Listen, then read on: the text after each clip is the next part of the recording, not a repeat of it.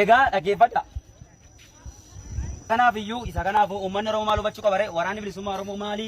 Kaayyoon isaa maali? Maaliif deema? Maal hojjechuu barbaada akka jedhu hubachuu qabaachuu. Waraanni bilisummaa Oromoo kaayyoo qaba. Jalqaba maqaa keenya dubbisaa mee? Maqaa keenya dubbisaa. Waboo jechuun hiika qabaachuu. Waraanni bilisummaa Oromoof qabsaa'u malee waraana paartiif yookaan immoo dhaaba tokko iddoo tokko hongoof qabsaa'u miti. Borommatu Oromiyaan bilisoomte iyyuu nuti waraana Oromooti. Dirqama jechuudha. Abbaan fedhe biyya bush jaldeessumaan bushimmaan nu ilaallatan. Uummanni Oromoo du'in, uummanni Oromoo hidhamin, uummanni Oromoo saamin, haadha Oromoo kabalamin, abbaa Oromoo kabalamin malee.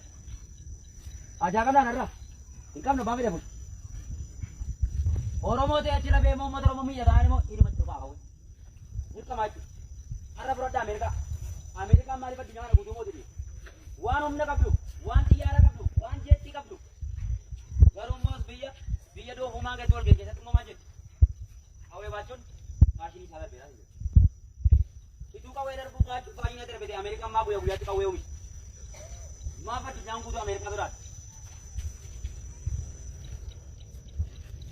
Jaallatni bines uummata Oromoo kan garbummaa yaalaa bilisa baas qawwee. Dargaggeessa Oromoo dargaggeettii Oromoon qawwee bitachuun dirqama. Inatu taanaan hin duutu. Inni dhamta. Lixa Oromiyaatti waan ta'u beektu. Kibba Oromiyaatti waan ta'u beektu. Kaaba Oromiyaatti waan ta'u waan isaa beektu tokko tokko nagaa wattu jechuudha. Warra miidiyaa keessa jiru. Kun fagoo gajjallaa miti asmeetti nama eegatu mootuu irratti dhiyaatu. Waan meeqa ammoo siin barsiisaa turan. Waraanni bilisummaa Oromoo gaafa dhufu mana keessatti moototti godhee itti fixaadha.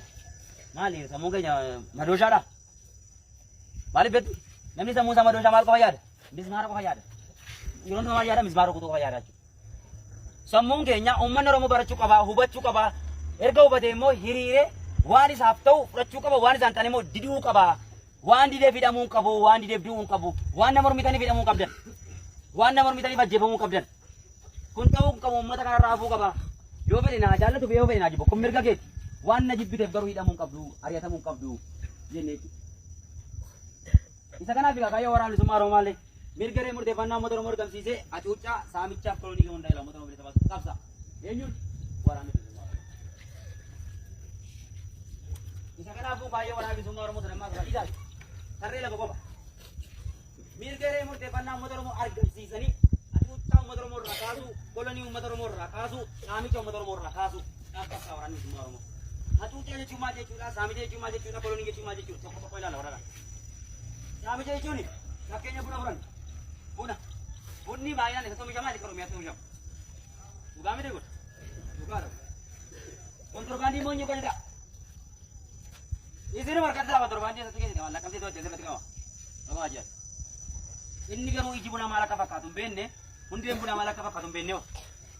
Ekspoortii godhee, impoortii godhee waan meeqa dalagaa jechuudha. Isa kana latti baasa kan keessatti gashi. Anis hojii isa ta'e torban lafatti na dhadhee. Qoteen horadhame maal yoo faranjiitti gurgura? Hin ta'u? Maal yoo ta'u ekspoortii godhe? Maal yoo sooromteeti rakkoo maalii qabu? Isa kana saame jechuun isa kana. Mootummaan amma irraa aangoo irra jiru kaa yooti mirga abbaa biyyummaa kee mirkate yookaan immoo mirgi ree murteeffannaa dhuunfaa keetti si mirkanaa'ee saamichi akka itti nyaatuudhaaf ijoolleen isaanii irratti baratu Ameerikaatti baratu ijoolleen isaanii xiyyaaraan deemuu lafan deeman. Asii immoo ijoolleen kan shiddaa meelatti uffattee deemtu hin qabdu. Kan buna qotu immoo kan hirkatti kontorbaandii ta'u immoo nurkatte. Isa kanaaf iyyuu isa kanaaf maal ta'uu qaba uummati kun saamichi irraa ba'uu qaba. Uummata kana doofaa godhanii ilaaluun irraa ba'uu qaba. Doofaa miti uummati kun uummata qaroo. Uummata yeroo jalqabaatti sirna gadaa addunyaaf tuqee dimokiraasii addunyaaf gumaachedha. Hacuuccaa jechuun maal jechuudha? Dirqamaan to'attee waraana taatan leenjiidhaaf jedhame. Dirqamaan leenjiidha waraana taata. Si hacuucca. Yoo tiidde maal si godhe? Siidha. Siidhaa yoo tiidde. Hidhamuu baqa maal goone? Hattee leenjidha. Leenjinaan lolli dhufaa lolli dhufaa immoo falan qabu. Waa biraas mudataa. Kun uummata kanarraa ka'uu qaba. Kun uummata kanarraa hafuu qaba. Kan jedhu waraana bilisummaa Oromoo qabsa. Isa kanaaf barataan keenya yookaan barattuun keenya yookaan barsiisaan keenya yookaan daldalaan keenya yookaan qotee bulaan keenya yookaan hojjetaan dhuunfaa dafqee bulaan ituu bifaan addan qoodamin ituu eenyummaa isaa addan qoodamin jalqaba maaltu argamuufii qaba mirgi ree murteeffannaa isaa argamuufii qaba akka dhuunfaatti. Erga inni argame booddeetti karaan ba'a. Karaa nama deema miti. Karaa baafte namarra deemu yoo hojjefte hiika maalii qaba? Karaa baafne namarra deemu mana jeef. Dura nama karaa isaarra deemu mirga isaa eeguufii qabdi. Fedhi xiyyaara roofu, fedhi konkolaataa roofu sun mirga isaati. Erga mirga isaa eegdee booddeetu karaan baaf. Ibsaa nama booda ibsaa gashitaaf. bishaan nama dhuga bishaan gashita malee asii bishaan gashita namicha moo qabdee maana sara kadi joofaa miti uummanni Oromoo qaro isa kanaaf uummanni keenya maal hubachuu qabu sosobbii miti ani sosobboon yookaan nu deeggaraa isin hin jedhu nu deeggaranii hafeetan waan isinii ta'u garuu hubadha du'a taanaan kaffalaa beetii kan barbaachisu maal namni biddeen nyaachuu beekaa dadhabbii meeqa baasa waan isin hin taane hin fudhatin didaa jechuun waan isin hin taane waraana bilisummaa Oromoo simiidha taanaan waraana bilisummaa Oromoo fakkaatee rifeensi yaachuu taanaan arra beekaa namoota meeqa tu rifeensa keenyatti dhahatee maqaa waraana bilisummaa Oromoo balleessuuf yakka meeqa hojjetaa oole. Abbaa fedhe maan ta'een waraanni bilisummaa Oromoo kan inni qabsaan akka toftaatu waan taateef waan isin hin taane hin fudhatin didi jechuudha waan isin ta'u fudhadhu.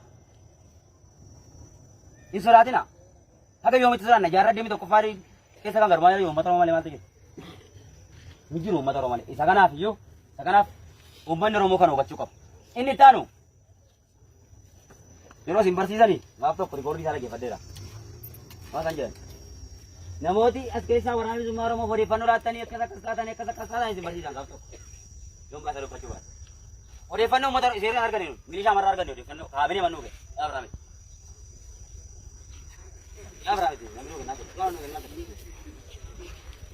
Ati garuu ta'uu odeeffannoo nama tokko laatiitu wayyoo aanaa laatee irratti hidhaa baqate sirraa nafu garuu hidhaa reebichi immoo kan sirraa bu yoo ciniinnatti falmatte qofa yoo adda kee irraa laatte itti fiigdu qofa